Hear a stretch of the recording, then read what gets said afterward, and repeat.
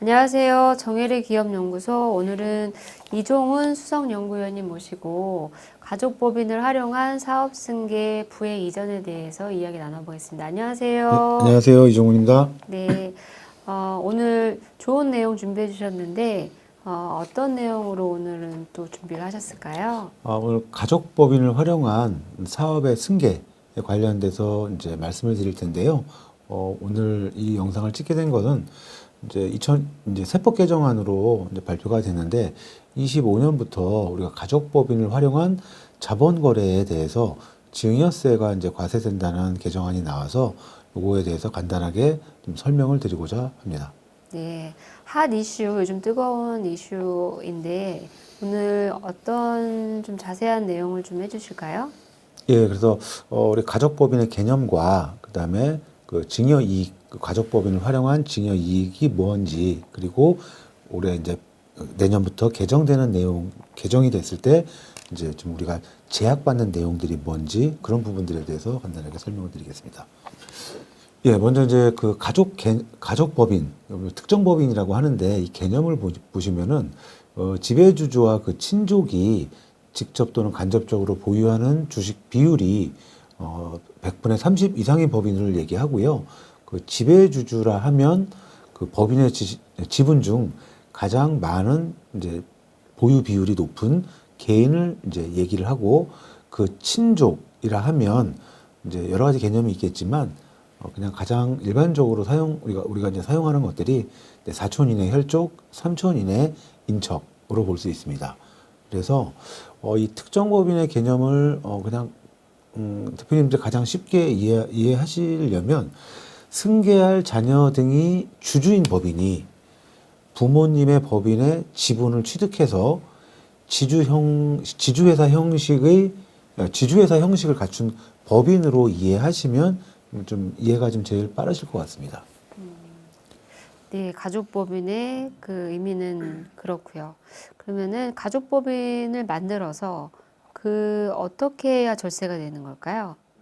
일단 절세를 이제 말씀드리기 전에 그 가족법인에 대한 그 증여이익의 개념에 대해서 좀 먼저 이해하실 필요가 있는데, 아까 이제 말씀드렸듯이 지배주주와 그 친족이 보유하는 주식 비율이 30% 이상인 법인이 그 지배주주의 특수관계인과 거래를 하는 경우에 그 거래한 날을 증여일로 해서 그 특정 법인의 그 이익에 대해서 법인세도 과세를 하고, 그다음에 그 지배주주의 지분율에 따라서 주주에게 이제 증여세도 과세한다는 내용입니다. 단 여기서 중요한 것은 그 증여이익이 1년간 합산한 증여이익이 1억 원 미만 시 증여이익은 없는 것으로 본다고 되어 있거든요. 그래서 요 부분을 잘 활용해 가지고 저희가 지금까지 좀 절세 전략들을 수행해 오고 있습니다. 그러면은 이 지금 법인 간에 증여해 주는 부분이 있고, 그다음에 특정 법인을 활용해서 내년도 바뀌는 내용들은 또 다른 내용인 것 같아요. 네네. 그 내용을 좀 설명해 주시겠어요? 예, 그래서 이제 증여이익의 그 대상 거래를 좀 먼저 말씀을 드려야 되는데요.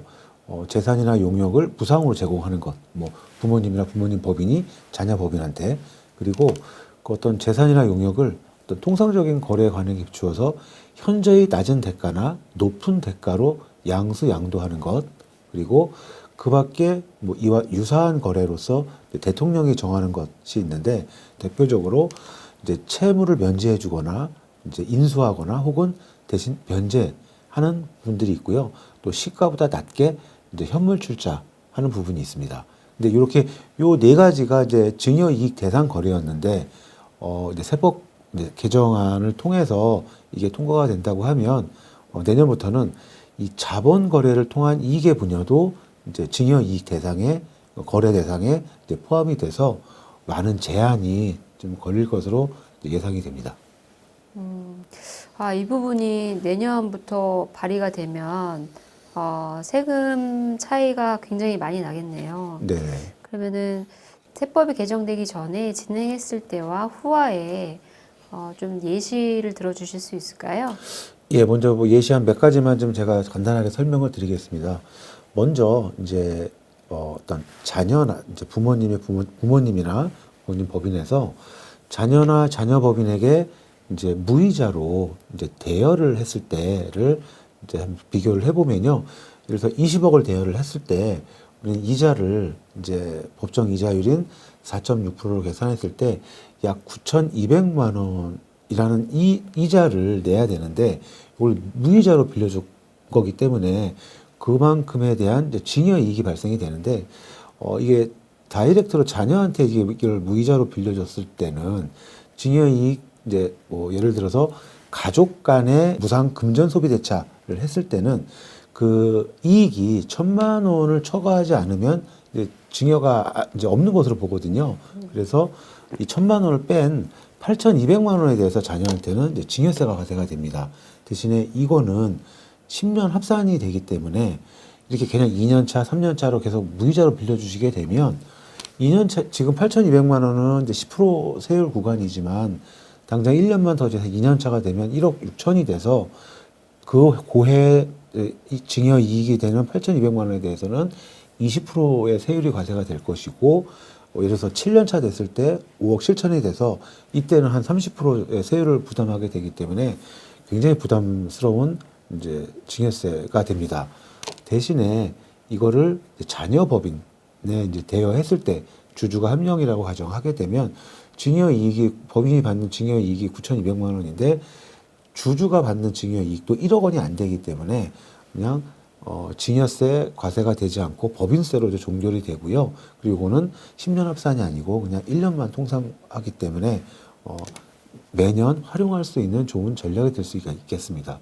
물론 여기서 주의할 점은 이게 실제로 이제 대여라는 것들을 우리가 이제 실제로 이제 입증을 해야 되기 때문에 어떤 금전 소비대차 계약서라든지 어떤 원금 상환 내역 등 상환 내역이라든지 상환 기간이라든지 그래서 이런 부분들을 잘 갖추어 놓으셔야 될 것 같습니다. 합산이 안 된다는 게 큰 메리트인 것 같아요. 그러면은 또 다른 예시가 있을까요?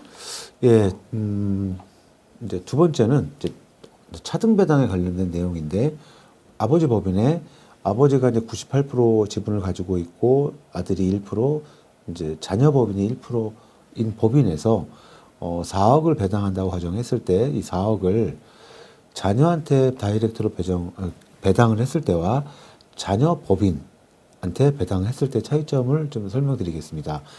차등 배당으로 자녀한테 이제 4억을 배당이 되면 자녀는 이 4억에 대한 소득세와 건보료 그리고 증여세까지 같이 이제 세금을 내야 되는 상황인데 자녀 법인으로 이제 배당을 하게 되면 이때 주주는 뭐 자녀나 그 자녀의 배우자 그리고 자녀의 이제 그 자녀의 자녀 뭐 아버지 입장에서 보면 손자녀겠죠. 이렇게 네 명의 주주로 이제 구성된 법인에 차등 배당을 4억을 하게 되면 각 주주별로 받는 이익이 1억 원이 초과하지 않기 때문에 여기도 이제 주주한테 증여세는 과세되지 않고 법인세로 이제 종결하게 됩니다. 대신에 여기서 하나 이제 눈여겨봐야 될 점은 국내 자회사 배당금 이중과세 조정이라고 해서 자녀 법인이 아버지 법인의 지분을 20% 미만 소유하고 있을 때는 그 배당받는 금액의 30%가 이제 입금불산입, 비과세 소득이 되는 거고요. 20에서 50% 미만 가지고 있을 때는 80%가 입금불산입되고 50% 이상일 때는 이 배당받은 전액에 대해서 이제 법인세가 과세가 되지 않습니다. 이런 부분들을 잘 활용하게 되면 자녀 주주에게는 증여세가 과세되지 않고 법인도 뭐 30에서 뭐 80%까지 이제 비과세로 이제 배당을 받을 수 있기 때문에 이것도 굉장히 좋은 솔루션으로 계속 활용되고 있습니다. 네, 자녀, 손녀, 손자녀 뭐 이렇게까지 활용을 하시면 더 폭이 크겠습니다. 그리고 이걸 또 다르게 또 하신 사례가 있나요? 이제 요게 이제 내년에부터 네. 이제 바뀔 이제 내용인데 예를 들어서 이제 아버지 법인에 이제 아버지가 78% 지분을 가지고 있고 이제 어머님이 20%, 이제 자녀가 2% 있는 2%를 이제 2%로 구성된 이제 법인이 있다고 가정을 해보겠습니다. 액면가 5천 원짜리 만주가 이제 자본금이고요. 주가는 약 130억 정도 됩니다. 그래서 주당 시가가 131만 원 정도 되는 회사인데 이 회사에 증자를 하게 됐을 때 자녀가 불균등 이제 액면으로 증자를 하게 되는 겁니다. 근데 자녀가 혼자서 이제 5천 원으로 증자를 하는 경우와 자녀법인 이때 이제 주주는 한 명으로 가정했습니다. 자녀 주주 한 명인 자녀법인이 이제 2,500주만큼 액면으로 증자를 하게 되면 주당 131만 원짜리 주식을 5천 원으로 증자했기 때문에 자녀는 이 증여 이익을 계산해 보면 증여 이익이 약 한 26억 정도 나오게 됩니다. 그래서 증여세가 한 7억 5천 정도 이제 과세가 되게 되는데 이제 자녀법인에서 이렇게 불균등 액면 증자를 하게 되면 법인세만 약 한 4억 7천 정도 이렇게 부담을 하게 되고 증여세는 과세가 되지 않습니다.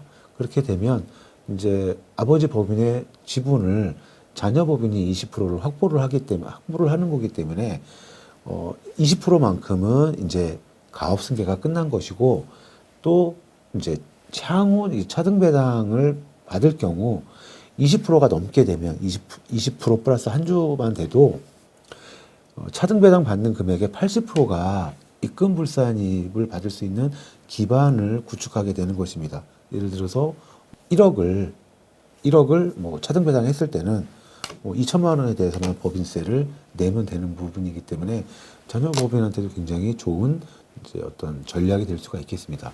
근데 이게 이제 올해 세법 개정안에서 개정이 되면 이제 증여세도 같이 이제 자녀에게 과세가 되는 걸로 개정이 되기 때문에 올해 이런 부분들을 좀 실행할 수 있는 법인의 대표님들이라면 올해 지나기 전에 이런 부분들을 좀 활용하시는 게 좀 굉장히 중요할 것 같습니다.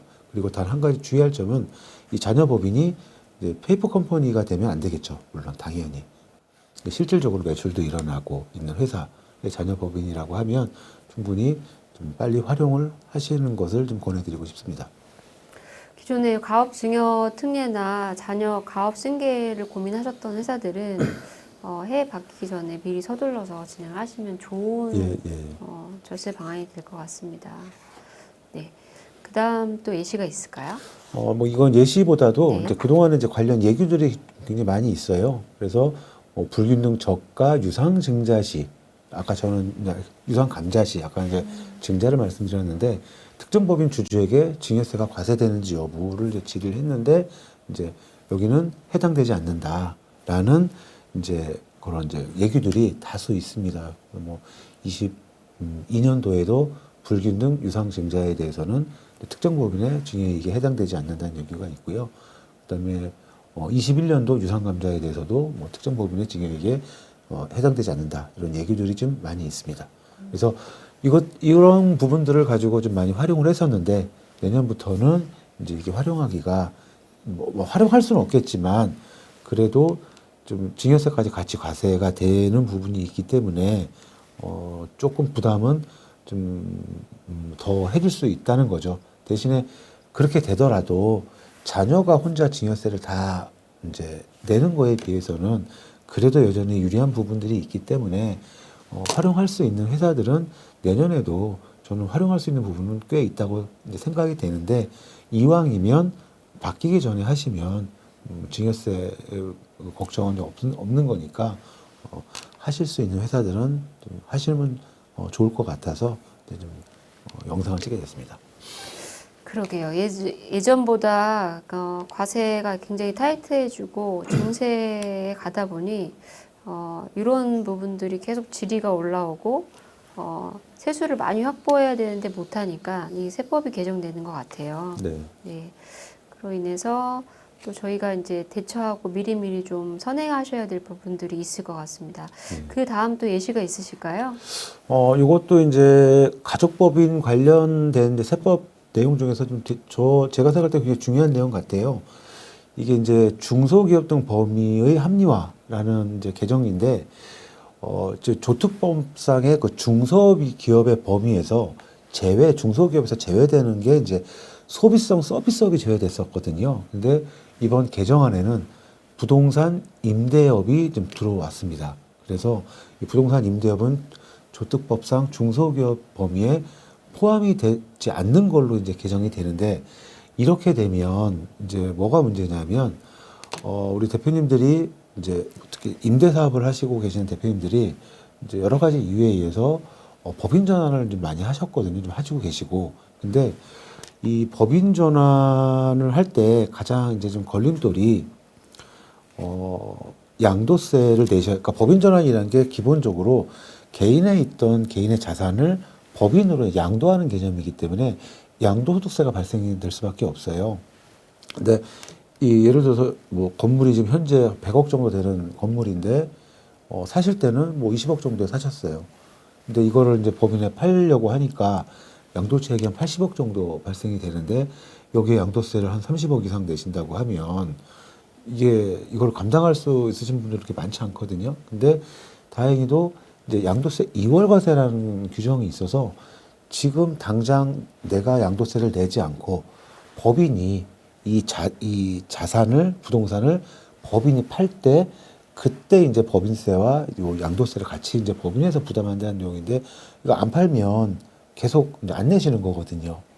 근데 이거를 이제 양도세 2월과세를 해주지 않게 되면 당장 뭐 30억, 40억이라는 세금을 내야 되니까 법인 전환하는 데 있어서 굉장히 큰 걸림돌이 될 것으로 생각이 됩니다. 그리고 이제 물론 이제 취득세 감면은 부동산 임대 같은 경우는 원래부터 이제 안 됐습니다. 안 됐고, 그리고 이제 다른 이제 그 세감면 법인 전환할 때 이 취득세가 한 75% 감면이 됐는데, 이번에 이제 지방세 그 개정안 나온 거 보니까 이것도 50%로 이제 감면이 줄어드는 걸로 이제 개정안이 나왔거든요. 그래서 이 자꾸 이제 부동산 임대 관련해서는 좀 계속 좀 혜택을 줄이는 방향으로 가고 있는 것 같습니다. 그래서 지금 법인 전환, 특히 임대업 법인 전환을 좀 고려하고 계신 대표님들은 올해가 지나기 전에 좀 시간이 이렇게 많지는 않지만 올해가 지나기 전에 좀 완료를 하시는 게 굉장히 중요할 것 같습니다. 자, 오늘 가족법인을 활용한 사업 승계 부의 이전에 대해서 이종훈 수석연구위원님과 이야기 나눠봤습니다. 오늘 이야기 나눠보면서 특별히 뭐 유의해야 될 사항이나 아니면 다음번에 준비하실 내용 미리 간단히 설명해 주시겠어요? 뭐 오늘 드린 내용들의 주의할 점은요, 가장 기본적으로 이거를 무리해서 가족법인만 세워놓고, 그러니까 일종의 이제 페이퍼 컴퍼니가 되는 거죠. 이런 부분들은 이제 인정이 될 수 없기 때문에 이제 실제로 뭐 당장 자녀법인이 설립을 해서 매출이 좀 발생이 되거나 뭐 인력을 충원할 수 있는 회사들이 실제로 매출이 발생이 되고 이제 자금이 이제 회전될 수 있는 그런 회사들이 이제 자녀법인을 활용하는 것이 저는 가장 중요한 부분이라고 생각하고요. 너무 무리해서 페이퍼 컴퍼니로 하시면 나중에 좀 더 큰 좀 어떤 불이익을 받을 수 있는 리스크도 있기 때문에 그런 부분들을 좀 잘 생각하셔서 하시면 좋을 것 같습니다. 네. 감사합니다. 오늘 좋은 내용 감사드리고요. 다음에 더 좋은 내용으로 찾아뵙겠습니다. 감사합니다. 네, 고맙습니다.